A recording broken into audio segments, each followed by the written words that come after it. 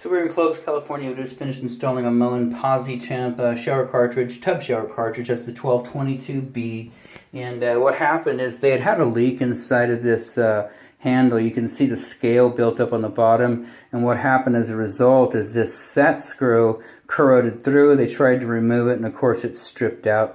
So and then the handle snapped off as well. You can see the handle adapter is in there. It's snapped off. It's still mounted to the handle itself because of the set screw. So what you need for replacement, and you can probably order this through Ferguson, or maybe you can find it on Amazon depending on the trim right there, but you need the handle itself, you need the handle adapter.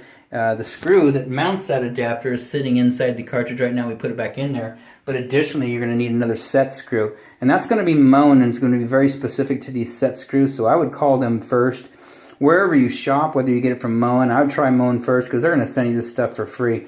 You can do like 2-day shipping for 20 bucks, or they'll ship it to you 5 to 7 days absolutely free. Totally up to you, but you're going to need the set screw, the handle, the adapter, screw sitting in there, and then you're off and running. So let's get the water turned back on. We'll test it out, make sure everything's good. Outside of that, this installation is done.